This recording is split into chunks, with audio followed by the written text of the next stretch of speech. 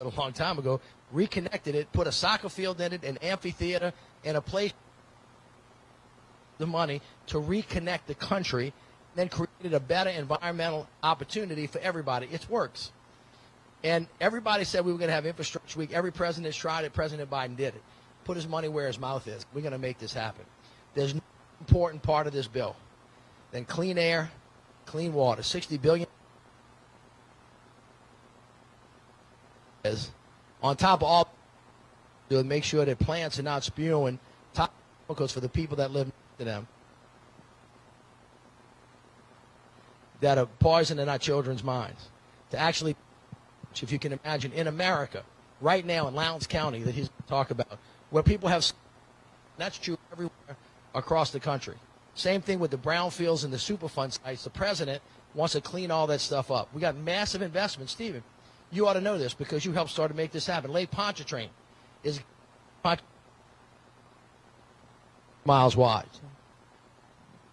Cleaning up the Everglades, cleaning up the Great Lakes. This is Roosevelt-sized money the environment. And this president is as aggressive and as committed to it and is not turning around, notwithstanding what that crazy Supreme Court just did. And unless y'all don't know this, from the time y'all bought the ticket to come to Essence till today, it's changed. And I'm just saying to pay attention to it and just remind y'all, not that y'all need reminding, but if you're from the South, you've not seen anything that we have not seen before. This is just a replay. And essentially 5 members of states' right, plural states' right, but the people on the state level decide what your constitutional rights are. And they took the constitutional guardrails out and basically have started taking back. It has never happened in the history of this country. Whether it's reproductive rights, that decision sounds like the way it was written by a caveman, take you back. And I don't know about you guys, but nobody's gone back there. If that wasn't enough, then they started working before on redistricting and reapportionment. And then all of a sudden now with EPA, they want to return states the opportunity about whether you can have clean air, clean water. Well, I got bad news for you. State legislators are they? What do they look like? What do they think like? What are the rules that they're going to do to regulate so some people, you know, depending on what rights you have, it's a lottery on where you were born.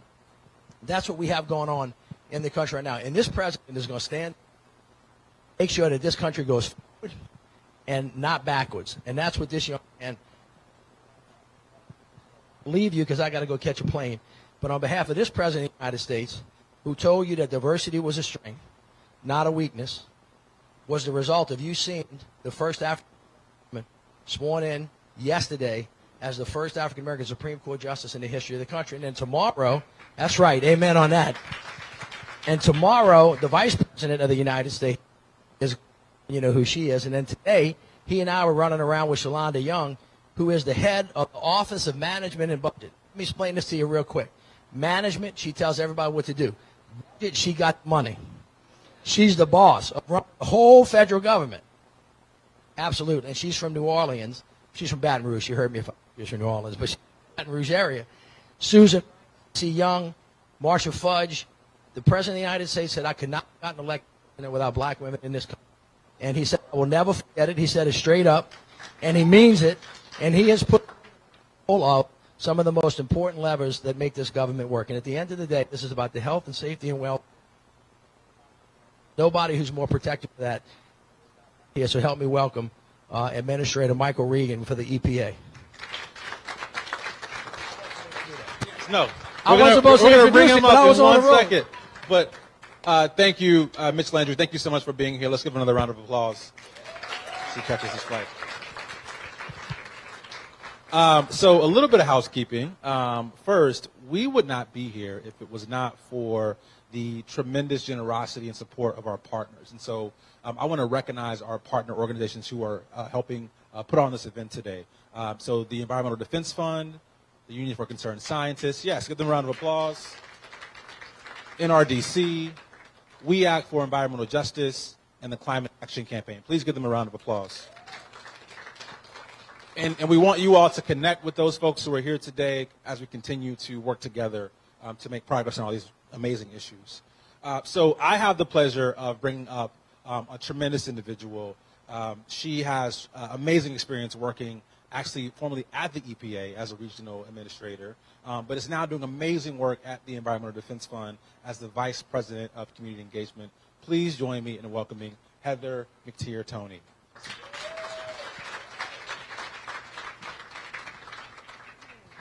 Thank you. And how does everybody feel today? Aren't we excited to be back at Essence? I don't know about you, but I am beyond ecstatic to be here with you this evening and to have a very important conversation. The fact that we're actually having this conversation in a place that has not only been devastated by environmental justice and climate issues, but now is on the forefront of that thanks to this administration and to the hard work of the young man that I am about to bring on stage with me now. Administrator Michael Regan is our administrator for the United States Environmental Protection Agency, and how fortunate we are to have someone who not only is from the part of the country that has experienced so much of the environmental devastation on the front lines, but comes with a heart and a mind for people. And I think all of us can agree right now today that more than ever it is so important for us to be aligned on what matters to people and how we're able to come together, collectively understand and co-create these solutions together. Certainly that's what I'm able to do. Without further ado, I'm going to bring up my good friend, Administrator Michael Regan, so we can have a great conversation and talk about this. How are you doing?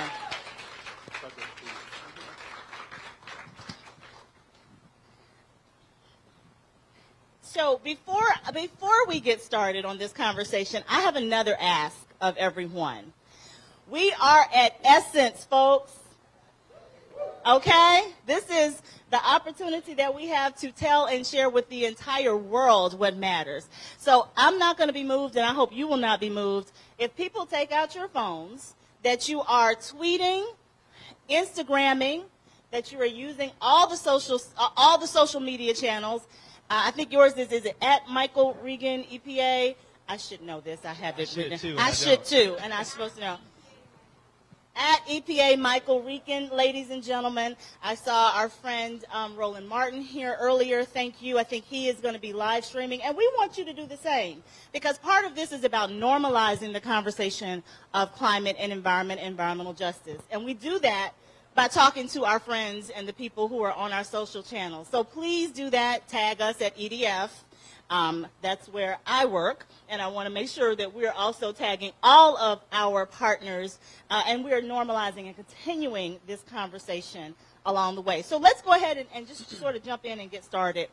I want to first say thank you, because one of the first stops that you made on your Journey to Justice tour was right here in Louisiana. You made it a point to come down and to put environmental justice at the forefront of your work. And I know we're both from the South, so we've both lived in that experience, but to see it on the front end and really take to heart what that means to people, thank you for doing that and for centering it.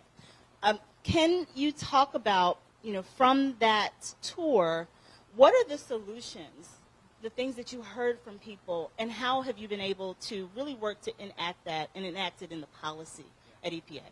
Well, first of all, let me say thank you for your leadership and for having this conversation.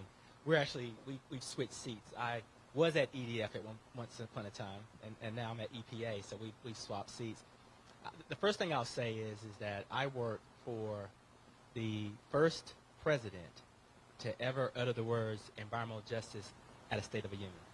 This is a centerpiece of the administration, and so that has created a space where folks like us can really push the envelope.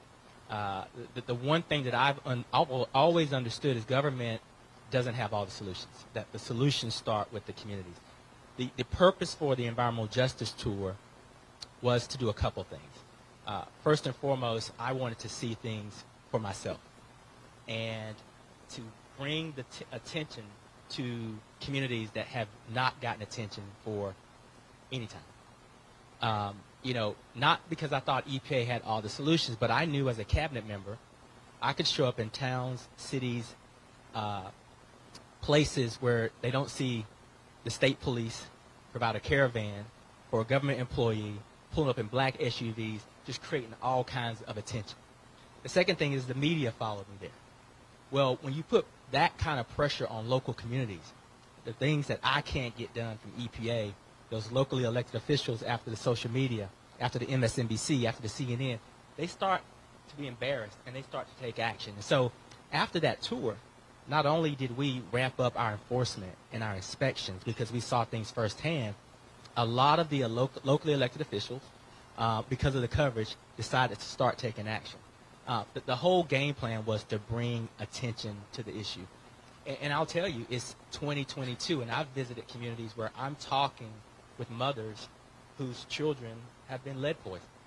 If you are a black child in this country at or below poverty level, you are 4 times more likely to have elevated levels of lead in your blood. This is not coincidence. This is by design. I was in Jackson, Mississippi at an elementary school because I was supposed to talk to 8 and 9-year-olds about water quality. And I pulled up to this school, and all you could see was porta potties for as far as the eye could see, with no construction happening. Those porta potties are what the students were using because they didn't have good water pressure. This is in the middle of a pandemic. These are our children. And so my goal has been to use our voice, our bully pulpit, to bring attention, whether EPA can solve the problem or not. Bring attention to these issues because these issues are very real. Last thing I'll say was I was in Lowndes County, Alabama. 30% of the population in Lowndes County, Alabama has hookworm. 60% of the people in the community don't have good sewage connection. The kids play in the same yards that raw waste is spewing in those yards. This is happening in 2022 because government has failed so many people. So the passion is there, the need is there, and the will is there. And now, thanks to the president's leadership and our wrap, because of that $1.3 trillion that Mitch just mentioned, there's a significant portion of those resources that can go to solve these problems. We just have to make sure that the right people get those resources. You know, it's amazing to think about the fact that we are sitting in a space where not only are we having to address these issues, but we're also having to correct past harms at the same time. And I think we are all grateful for not only the work that you're doing in that space, but the encouragement that you're giving, and what I'm hearing is the call to action for all of us. That wasn't made easier this past week. That wasn't made easier with the decisions that have come down. And I know that you put out a public statement really stressing the public health aspects and the continued work that we have to do. And just knowing that there's been such a great recognition of the disparate treatment and impacts, as you've described, for minority communities, particularly black and brown communities.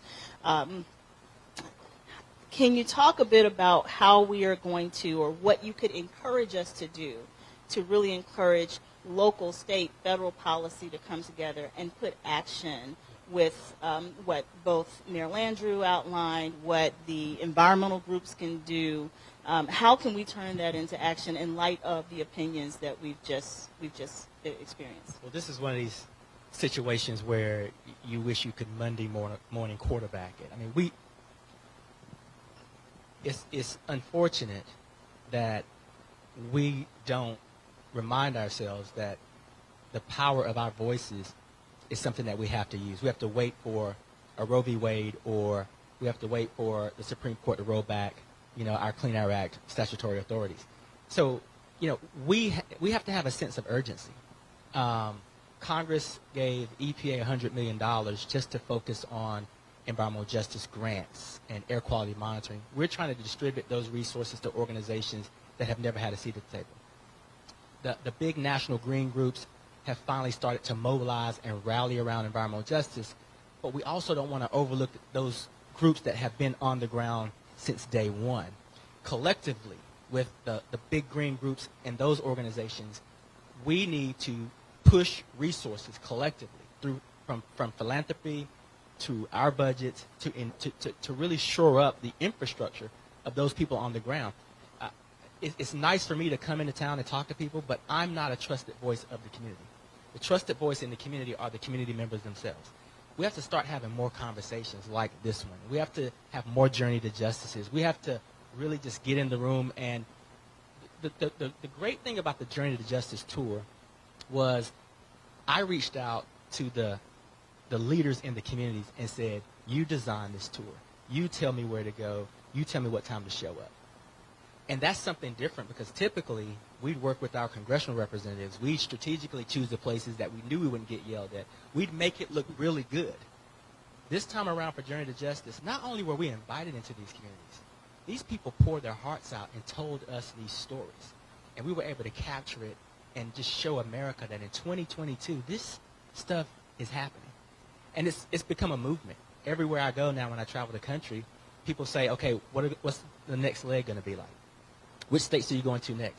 What are you going to do next? I'm just glad that people are paying attention, and we have the resources now to push to these organizations so that they can build some of this stuff from the ground up.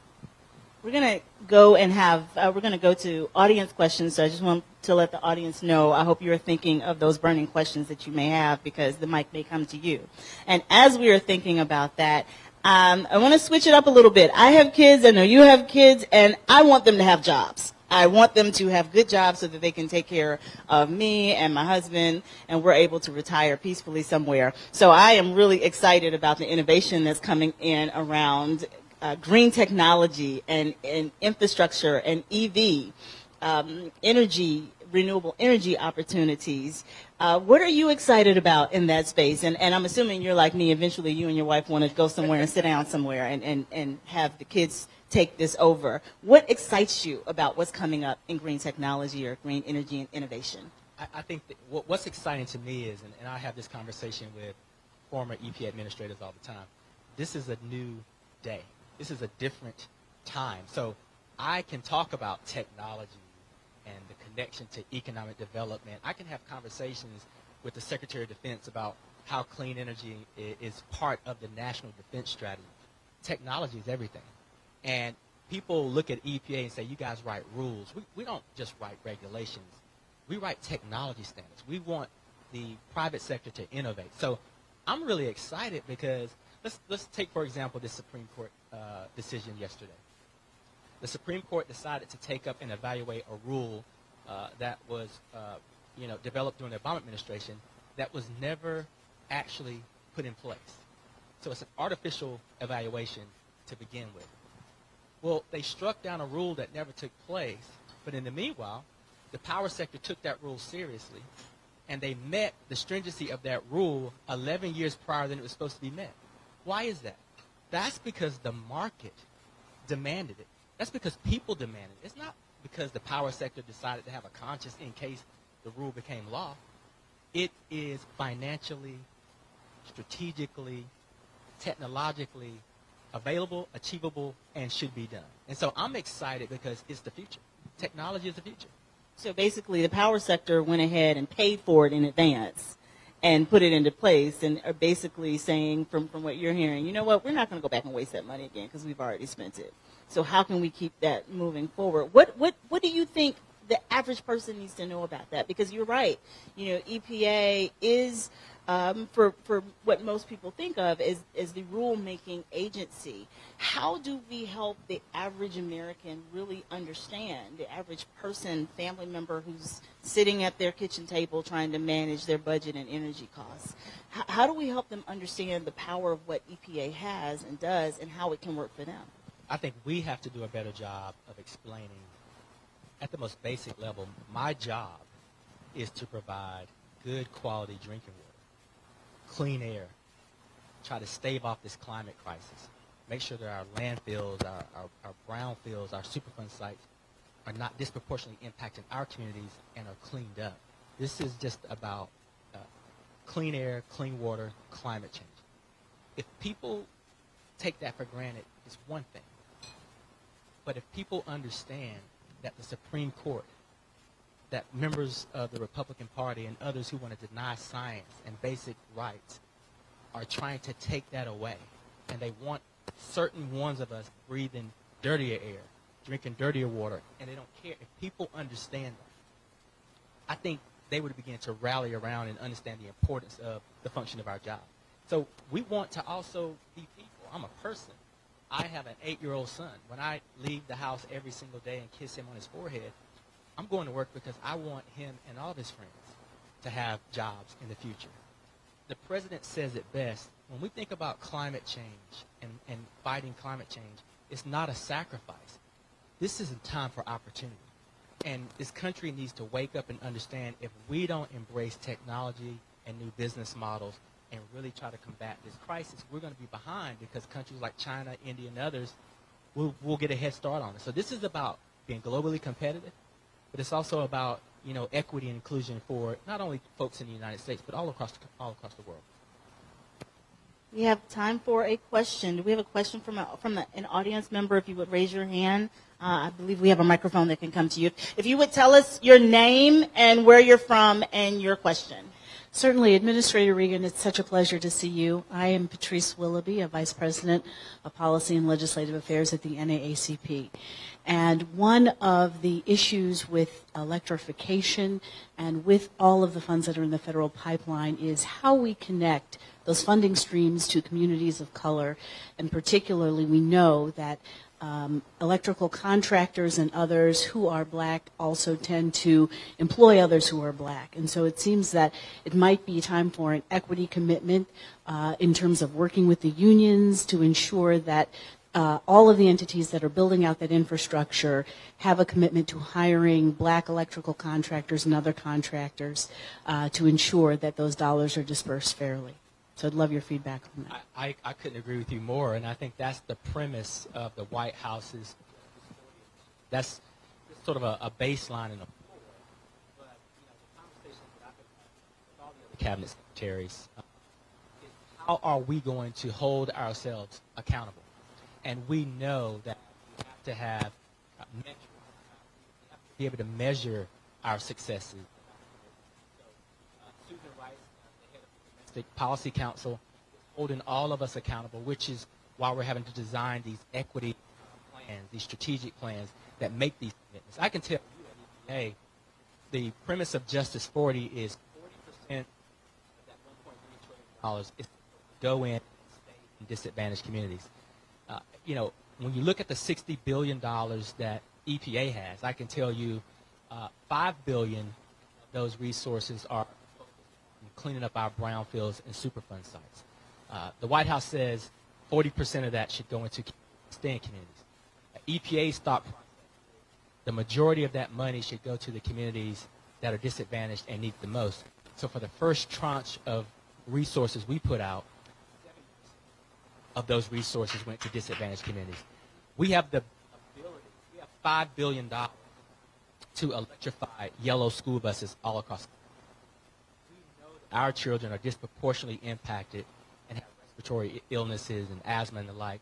So we should electrify these school buses in the communities that we know. We're going to go beyond 40%. And I can assure you as an administrator that it's not just talk. We are looking at the types of metrics, policies, and the like to structure this so that you can't roll it back. Thank you for that question. And for that commitment, one of our affiliate organizations, Moms Clean Air Force, we were really excited that our moms were able to come out and that you came out to see the kids and to ride school buses, would really show that commitment to making sure that they're in communities all over this country, regardless of their socio-demographics or their size, but that we are able to reduce pollution in a way that impacts children, impacts health, and also the economy. And I think electrification is clearly one of those opportunities. Do we have another question from our friends over here? I'm so happy to see at Black Millennials for Flint. And I'm sorry, I introduced y'all for yourself, but please go ahead and give your name and where you're from. Latricia Adams, founder, CEO, and president of Black Millennials for Flint, and also a White House Environmental Justice Advisory Council appointee. I'm also a K-12 educator, administrator. I think it's a really... I really like the segue that you spoke about children. I'm interested in what the implications are about more integrative strategies with K through 12, particularly as it relates to green jobs. Also making the connection back to my sister from the NAACP mentioned, we want to make sure that we are actually training and building the capacity of our youth so that they can go forth into the world and actually claim these jobs, particularly for communities of color, so for our black and brown children. So really interested in what strategies or ideas you have with the implications for K through 12. Well, you know, I can say we're going to sort of go from our, you know, number one, Rosemary Inabakari, who is here, back here. This is my associate administrator for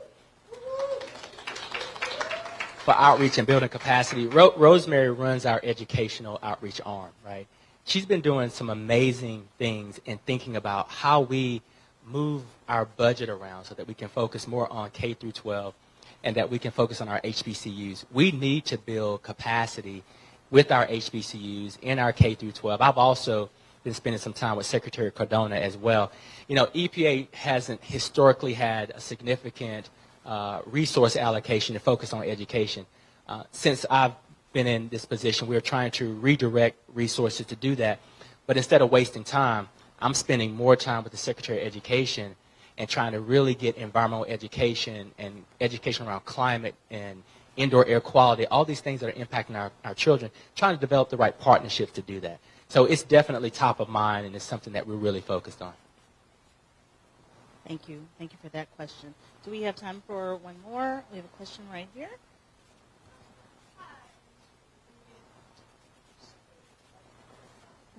Thank you. Good afternoon, Dr. Shelley Francis. I am with EV Noir. We are the only black consulting company working on e-mobility, electric, connected, shared, and autonomous mobility solutions. And thank you for speaking at our National E-Mobility Diversity, Equity, and Inclusion Conference, and we want to have you back. But my question today is, one of the concerns that we have, similar to others in the room, so they talked about workforce and economic development opportunities. That's top of mind for our organization, so we started a HBCU fellowship program to create the pipeline for the next generation of professionals working in this space, as well as created a K through 12 program. But my question today is around data collection and measurement.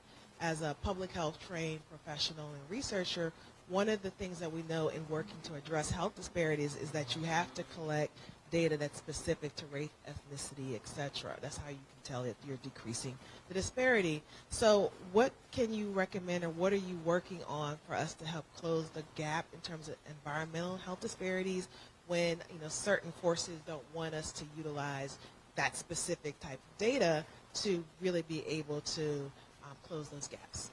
I think that's an excellent question, and what I'll say is this, there are those who say legally at EPA you can't make decisions based on race or solely based on race. The reality is that there are a number of factors that contribute to how we make decisions, and that we need to do a better job of how we weight our decision making. Let me be very clear. The data's there. Our Office of Research and Development and the office that manages science and scientific integrity, we have that information at a very granular level, whether it's water pollution or air pollution. So we have said from day one that environmental justice and equity and inclusion will be front and center of everything we do. Each of my political appointees that manage an office have come up with a plan that walks through how they make decisions based on these disparities. And it's starting to actually show influence in our policies and our regulations. So I believe that we can do a better job having partnerships with organizations that some might say are non-traditional to fact check or be sure that we have the right data. But we have the data, and I've pledged that we're going to start using that data in our decision making. Thank you. I don't know if we have one more. If not, I am going to first thank you so much for coming and spending this time and centering this as a part of your visit We know this is Essence, and everybody is excited to be back at Essence, but to have this opportunity to spend time with you and to hear from you, I think is very meaningful, not only to everyone who's here, but also to everyone who's listening in and who's connecting with us. So thank you so deeply. And thank you to each of you for being here and for asking your questions and for being so engaged and for hopefully tagging everybody on social media so that we can continue this conversation. Thank you so much to those who sponsored this, our friends from the Climate Action Campaign, Environmental Defense Fund, Union for Concerned Scientists, NRDC, We Act for Environmental Justice. I'm hopeful I'm not missing anyone. But again, this is Essence, which is about a family effort to come together and really think through the solutions, and you have laid those out for us so well. I hope everyone has taken what the call to action is, and I will ask you to give us the last word on what you want us to do when we get up from this space and leave that can help you. Well, thank you, number one, for creating this space to have this conversation. And I'll be just really direct. The reason that we are here, that I am here, is because this administration understands that black women are the backbone of this party. And the president is where he is because of black women. And we can't pretend that all of the solutions come from Washington, D.C. We know where the solutions come from. So we want to bring Washington, D.C. to those who have the solutions. So that's why we're here. So what I would say, when we all leave here, let's just pledge to stay connected. If there are questions that you have about our agency, please reach out. We can satisfy those questions so then you all can tell me what our partnership should look like. We can't be successful without you all. And I'll say it again, $60 billion, billion would it be, $60 billion for clean water, clean air, and cleaning up our landfills and our blighted spaces. If you all want your communities to receive their fair share, we need to hear from you. You need to hear from us. So this is a partnership, so I'm asking you all to be good partners and help us with these solutions. Thank you.